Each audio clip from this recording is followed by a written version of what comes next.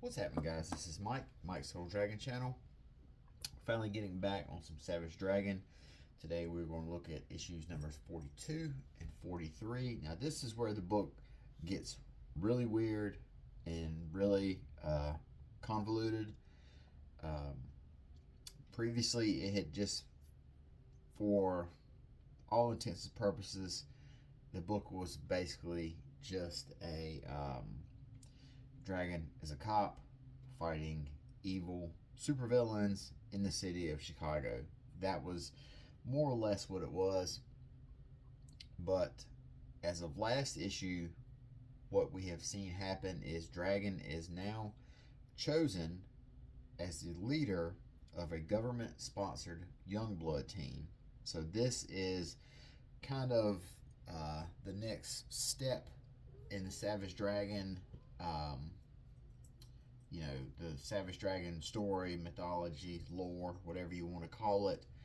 Um, if you are not familiar with Savage Dragon, Erik Larsen created him when he was a kid, and that version that Erik Larsen created, he was also the leader of a government funded superhero team. So Erik Larsen is bringing that aspect of the dragon back. So, like I said, things start to get really complicated here, um, but we'll do our best to try and stick through it. So we've got Savage Dragon number 42 right here, and we go ahead and open it up, and our credits, as always: creator, writer, penciler, inker extraordinaire, Erik Larsen. So we open up on this shot here of some country looking gas station. We have a big energy burst, and all of a sudden everything is gone. Dragon is getting introduced to the headquarters for the SOS. I believe that's the Special Operations Strike Force. Um, and as always, Dragon is butting heads with people in charge. This guy right here, he really wants the merchandising and advertising aspect of it to be really like Youngblood. Dragon, of course, pushes back against the idea of costumes and corporate sponsorship and everything, but he is kind of on board with some parts of it. He's on board with the amount of talent they have, and he's on board with the amount of money that's being thrown at it. The guy even tells him that we have leftover UFOs from the Mars attacks, the Martian invasion. We have a bunch of those left off, so that's their fleet. So Dragon does like that aspect of it. Here we see Mace. If you are he was a villain that was portrayed in a handful of issues ago. He was originally a Bucky style character. He got caught in a nuclear blast, horribly disfigured him, drove him crazy. So that is where we found him. But ever since him and Dragon had their altercation, he has been in here and basically in the nut house getting fed soup through a spoon. He breaks out. We see some scientists. They are observing, much like they're observing basically what we saw on the first page, these explosions and these bursts of energies, and what they're speculating is what they are is some outside force is slowly basically erasing parts of our planet and replacing it with its own planet. As the guy says right here, he says, this is the 7th occurrence so far over a period of 3 months. It's much like the other sites. The area is perfectly square, and the soil is very similar to what was there before. It's as if somebody is systematically replacing sections of Earth. So that is kind of like the beginning of the storyline right there. This guy breaks out. They're calling for SOS, which is the Dragon Super Team. They take off in the Mars Attack vehicle, show up. They're going to start beating this guy's ass. Meanwhile, we see here with the police force, Rita and William are missing. The lieutenant laments the fact that Dragon is gone. You know, She-Dragon is in the hospital. He says here, Dragon was the best thing that ever happened to Chicago police. I want to find out where he came from. Lord knows we could use another one.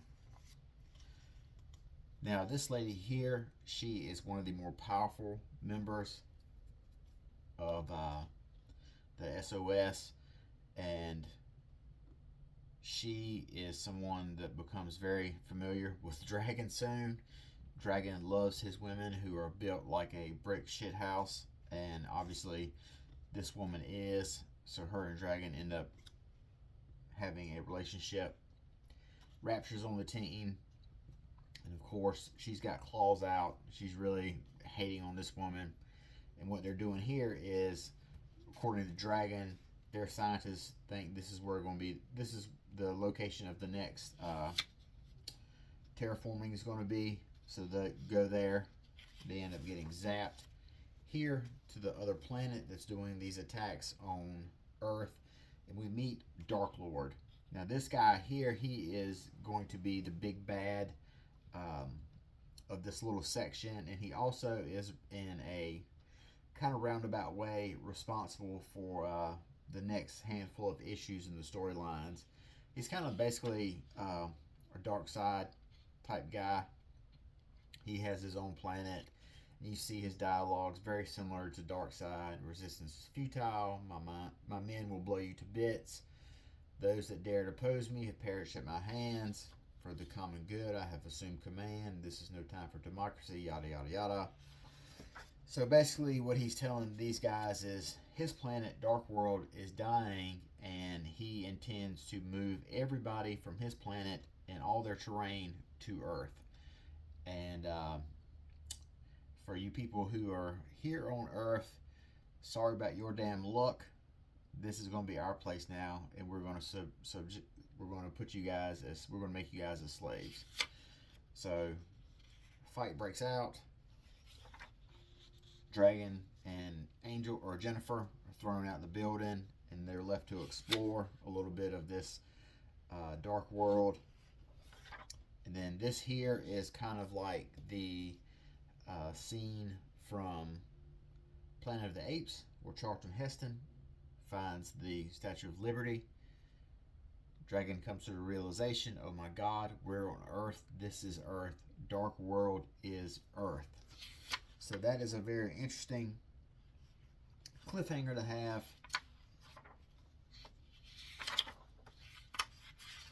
We see here, up next, the imminent destruction of Earth draws closer, and the dragon hasn't a clue how to stop it. Plus a big old fight or two. Now we've got issue number 43 right here. Dragon is Jennifer is kind of laid out unconscious. Dragon is assuming like a protective stance or whatever, so it kind of gives us a little bit of a tease what's happening in this issue. Dragon trying to break the tension. Dragon says, hey, do you got any quarters? Jennifer says, but this can't be Earth. We just left Earth. How is this possible? Where are we, Dragon? Another dimension? That's our best guess. Some scientists have put forth the theory that we don't inhabit a universe so much as a multiverse. That Dark Lord character mentioned a negabomb being detonated 18 years ago. That's the same time that Super Tough and Damien Dark Lord disappeared on our Earth, also during a negabomb explosion. It turned Super Tough's sidekick into a deranged freak who later went by the name Mace, but did little other. And he found some quarters in his pocket. And we just saw Mace, the guy whose half his face was burned off. So we're kind of starting to tie everything in here. But it's very interesting that here in 1997, we have a very big multiverse storyline. So that just kind of goes to show you that the idea of the multiverse and it being used in comics is, nothing new.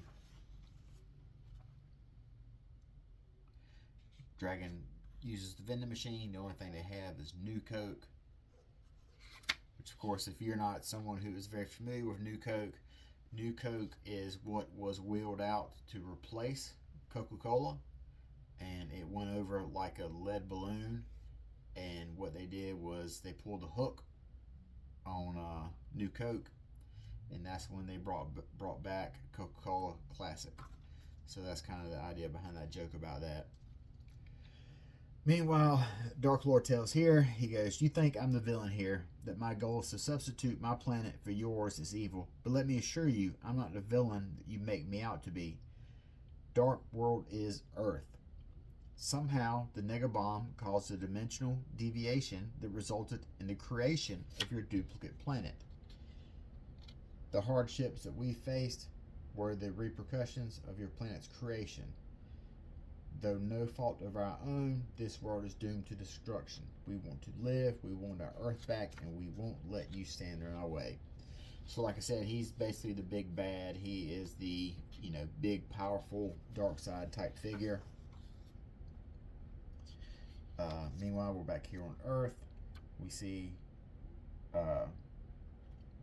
She-Dragon getting punched out, and her partner says, "Jesus, look at you. What was Mendoza thinking about replacing Dragon on the Force with you?" So she's laid out. So she's just not even capable of carrying the load that Dragon was. Meanwhile, we're back here on Dark World.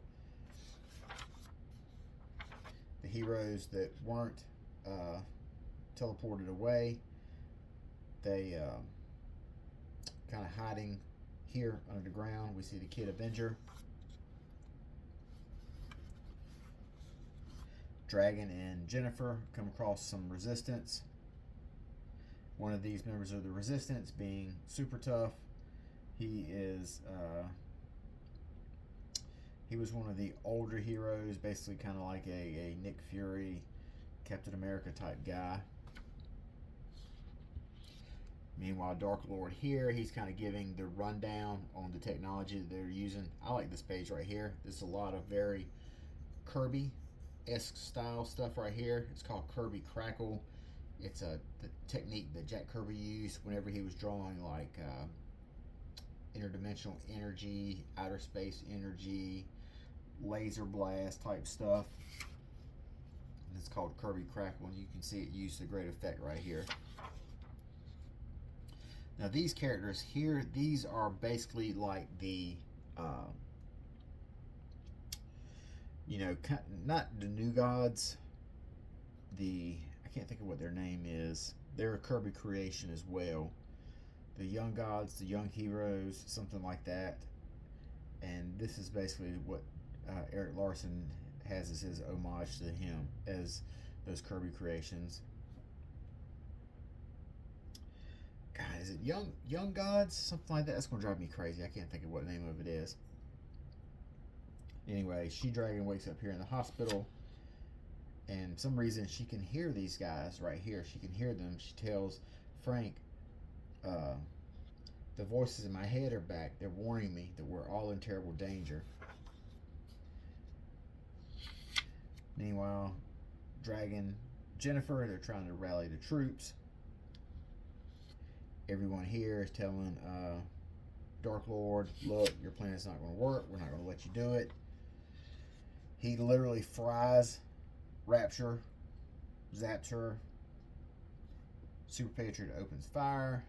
Everyone's on the run here, so we've kind of got like a lot of action going on.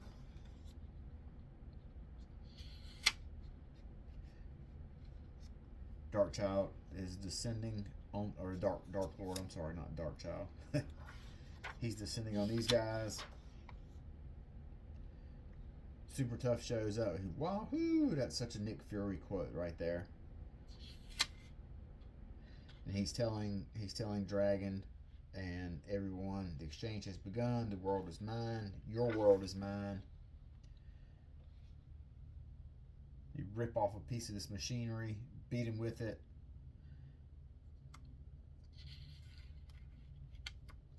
Dragon says, "Where's Rapture?" They tell Dragon she's dead. Dark Lord killed her. Dragon goes into a rage. He starts beating the hell out of her, out of Dark Lord.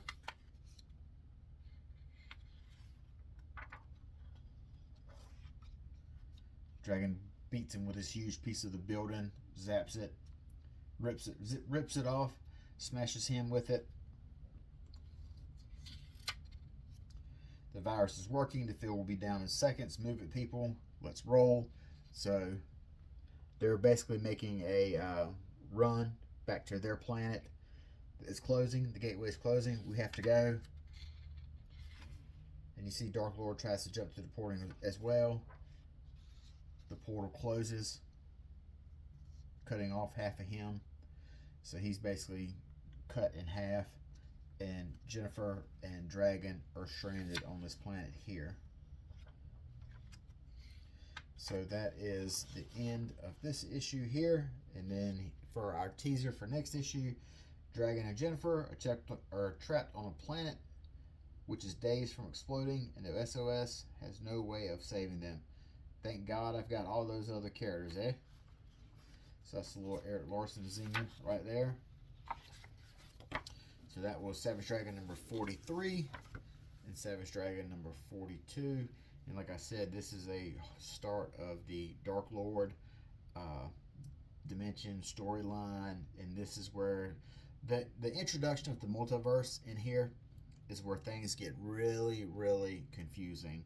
And they get so confusing that even as I read all these issues, I kind of lost track of what was going on. Because we do begin to see alternate versions of different characters, and it does get really, not only different characters, but also alternate versions of different Earths. So things get a little confusing right here. Like I said, this is kind of like the second wave of Savage Dragon. Erik Larsen is really tapping into a lot of Jack Kirby type stuff right here. So that is 2 more issues of Savage Dragon down. And I've got to get number 44, 45 up next. We'll be able to review those. Might get those done later today, I'm not sure. But till next time, talk to you guys later. Bye-bye.